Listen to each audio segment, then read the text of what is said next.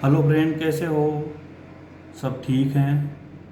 लेकिन कल मैंने कहा था कि आप कमेंट करके मेरे को बताना, किसी ने नहीं बताया। तो जब तक आप कमेंट करके नहीं बताओगे तो हम एक सिस्टमेटिक ढंग से कैसे कोर्स को अरेंज कर पाएंगे। तो आपसे निवेदन है कि आप जल्दी से जल्दी कमेंट करके मुझे बताइए। मैं टेलीग्राम पर भी कुछ अगर नोट्स वगैरह डालूं तो किस आधार पर डालूं? आप मुझे बताओ, कितने बच्चे एसएसटी के हैं, कितने हिस्ट्री के और कितने पॉलिटिकल साइंस। चलो ठीक है, ये बात हो गई। अब हम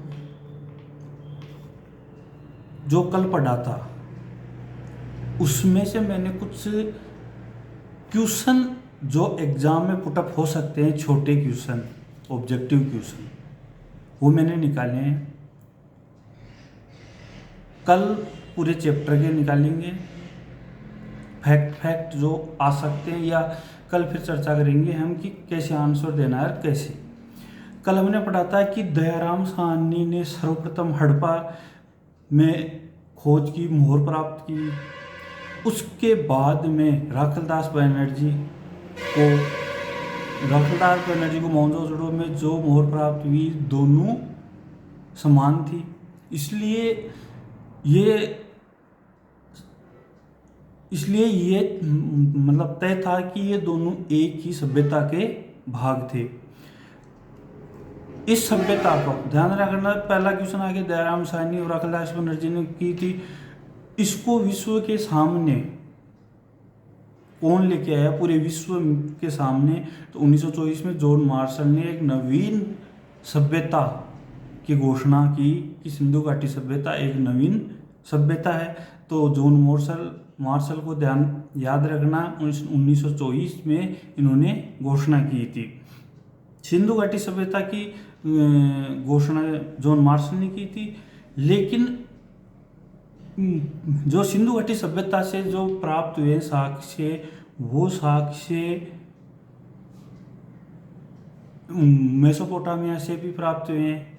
तो इससे पुरातात्विकविद ये अंदाज़ा लगाते हैं कि सब मेसोपोटामिया की सभ्यता और सिंधु घाटी की सभ्यता समकालीन थी, क्योंकि वहाँ पे जो मोहर और क्या मिला जिसकी वजह से वो बता रहे हैं समकालीन थी। तो वहाँ पे एक मोहर प्राप्त, मतलब मोहर थी जो सिंधु घाटी सभ्यता और मेसोपोटामिया की समकालीनता को दर्शाते हैं।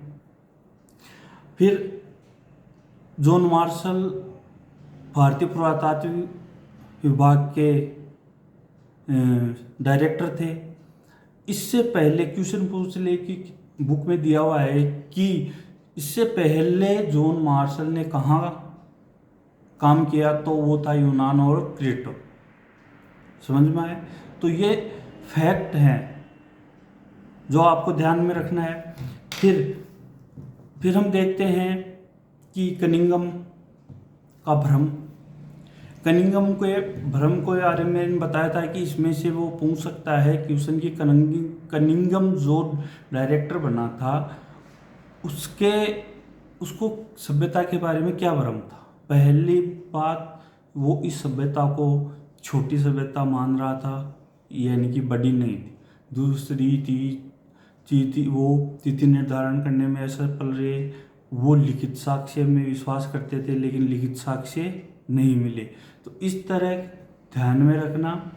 फिर जब भारत पाक यानी कि उपमहाद्वीप का विभाजन हुआ, पाकिस्तान, अफगानिस्तान और भारत, तो अधिकांशतः जो मेन सिंधु घाटी सभ्यता के नगर थे, जो हड़प्पा, मोहनजोदड़ो, ये सभी पाकिस्तान में चले गए।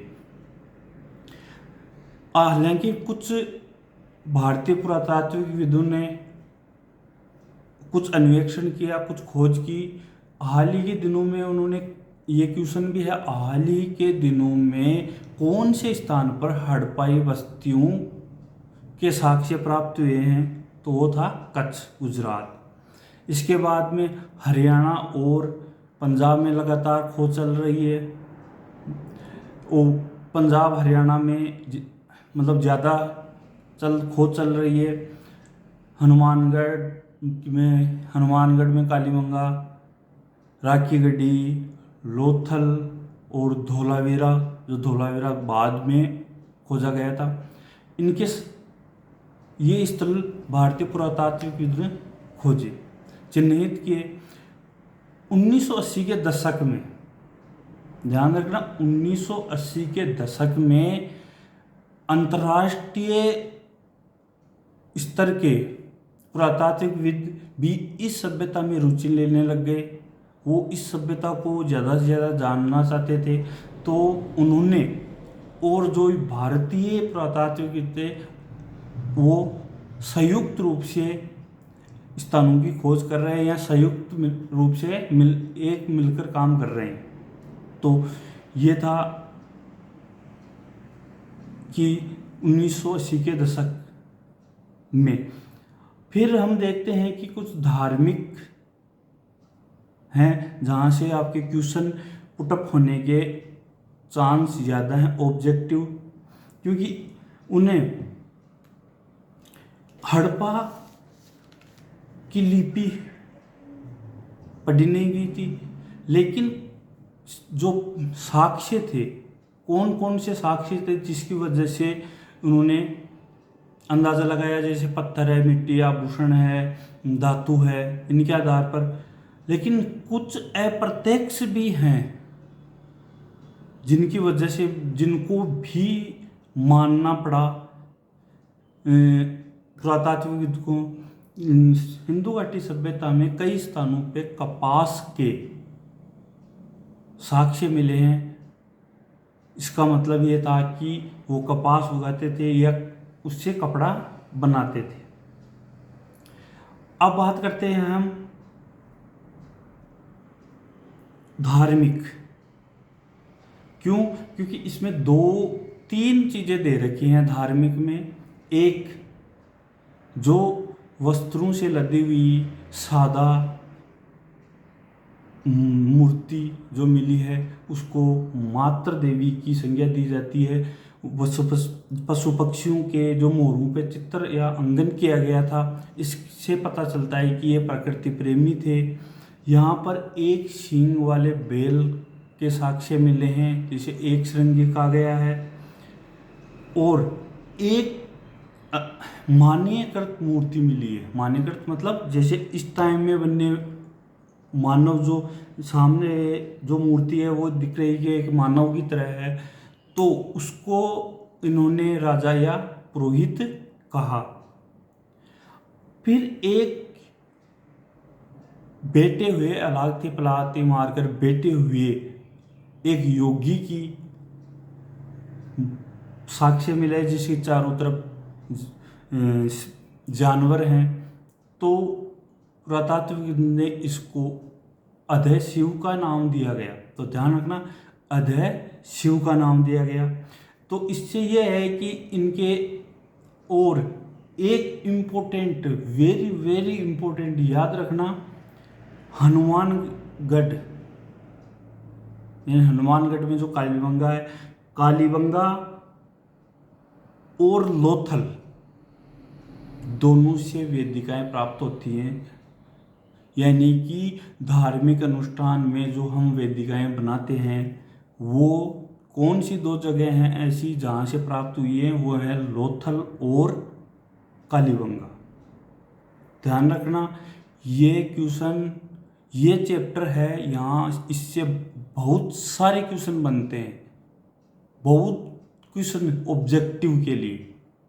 तो आप ज्वाइन करें, मैं सब क्वेश्चन, हर तरह के क्वेश्चन बना के आपको प्रोवाइड करवाऊंगा। फिर एक ये धार्मिक हो गई इनकी मानी। धार्मिक में हम देखते हैं कि एक मातृ देवी, जो यहाँ बुक में नहीं दे रखा, लेकिन उससे धरती को भी मातृ देवी के रूप में मानते थे, क्योंकि एक महिला के पेट से वृक्ष निकलता हुआ दिखाया गया है, तो इसका मतलब वो मातृ देवी या धरती को भी माता समान मानते थे। पशु पक्षियों से प्रेम करते थे, इसलिए प्रकृति प्रेमी थे। एक नारी की जो मूर्ति मिली है वो, और एक मान्यकृत मूर्ति मिली है जो राजा और पुरोहित की है। एक श्रृंग बेल है मिला है के साक्ष्य मिले हैं। अधय शिव यानी कि एक योगी की मूर्ति मिली है, जिसको पुरातात्विक में अधो शिव की उपाधि दी गई या उसको अधय शिव के रूप में माना। तो इस प्रकार ये 4-5 क्वेश्चन है। और मैं मोस्ट से मोस्ट क्वेश्चन है अग्निवेदिका, यानी कि वेदिका कहाँ से प्राप्त हुई है, तो कालीबंगा और लोथल से। और यही क्वेश्चन है जो आपको ऊपर नीचे कर सकते हैं, क्योंकि यहाँ सिंधु घाटी सभ्यता में स्थलों की जानकारी होना, किस स्थल पर क्या मिला है, ये बहुत बहुत महत्वपूर्ण है। तो आप जुड़िए, टेलीग्राम चैनल से जुड़िए और मेरे साथ जुड़ के टेंशन फ्री हो जाए। जो मैं बता रहा हूँ वैसा कीजिए, आपकी सफलता को कोई नहीं रोक सकता। अगर आज आप अच्छी तरह पढ़ते हैं, यही हिस्ट्री आगे जाके आपको कंपटीशन में मिलेगी। यही हिस्ट्री, जो इतिहास के क्वेश्चन आएंगे, आते कहाँ से, इतिहास के क्वेश्चन कहाँ से आते, इन्हीं बुक्स में से इतिहास के क्वेश्चन आते। अब इसमें कितने स्थलों का नाम दिया गया है, तो 2 भागों में हम कल और परसों इसका एक बार रिवीजन करेंगे अच्छी तरह। स्थलों के बारे में जो महत्वपूर्ण है वो सभी। तो अब हम एक काल रेखा क्रम दे रखा है बुक के अंदर, वो हमें देखना है, समझना है, क्योंकि उससे भी डायरेक्ट क्वेश्चन उठा सकता है। तो निम्न पाषाण काल 20 लाख वर्ष पूर्व, यानी कि 20 लाख वर्ष पूर्व निम्न पाषाण काल। फिर मध्य पाषाण काल 80,000 साल ईसा पूर्व। उच्च पाषाण काल 35,000 ईसा पूर्व। और नव पाषाण काल 10,000 ईसा पूर्व। लेकिन वेरी वेरी वेरी इंपॉर्टेंट, याद रख लेना, वेरी वेरी इंपॉर्टेंट क्यों है, क्योंकि जो नवपाषाण काल है, इस नवपाषाण काल 10,000 साल ईसा पूर्व का है। इसमें ही कृषि और पशुपालन का आरंभ हुआ था। दिमाग में छाप लेना इस बात को, क्योंकि एग्जामिनर ये कालखंड में से अगर उसने क्वेश्चन उठा लिया तो या तो किसी काल के बारे में पूछेगा कि यह काल कितने वर्ष ईसा पूर्व था। अब नवपाषाण काल है, ये एग्जाम में पूछ सकता है, या फिर जो रिक्त स्थान वाले क्वेश्चन हैं उनमें भी ये क्वेश्चन आ सकता है। क्यों वो क्वेश्चन दे देगा कि पशुपालन और खेती के साक्ष्य खालिस्तान से सर्वप्रथम प्राप्त हुई, तो वहाँ आएगा नवपाषाण काल 10,000 ईसा पूर्व। फिर 6,000 ईसा पूर्व ताम्रपाषाण काल, यानी कि तांबे का पहली बार प्रयोग। ध्यान में रखना ये दोनों चीज़ें 6,000 ईसा पूर्व में तांबे का प्रयोग हुआ था, इसलिए इसे ताम्र पाषाण काल बोला जाता है। फिर 2600 ईसा पूर्व में हड़प्पा की खोज। हड़प्पा कालक्रम पता है आपको, 2600 से 1900। फिर 1000 ईसा पूर्व लोहे का आगमन, यानी कि आरंभिक लोह काल या महापाषाण समाधान। 3 वर्ड दे रखे हैं। आरंभिक का लोह काल, पाषाण महापाषाण समाधान काल, यानी कि यहाँ से वैदिक काल की शुरुआत हो जाती है। याद रखना कहाँ से, 1000 ईसा पूर्व से। 2600 ईसा पूर्व में हड़प्पा की खोज हुई थी। 6000 ईसा पूर्व में तांबे का प्रथम बार प्रयोग किया गया था, इसलिए ताम्र पाषाण काल होता है। और नवपाषाण काल या आरंभिक पशु पालन के साक्ष्य मिले थे, ये ध्यान रखना, वेरी वेरी इम्पोर्टेंट। और 6000 ईसा पूर्व से 4000 ईसा पूर्व तक आरंभिक ऐतिहासिक काल प्रारंभ होता है, आरंभिक ऐतिहासिक काल। तो ये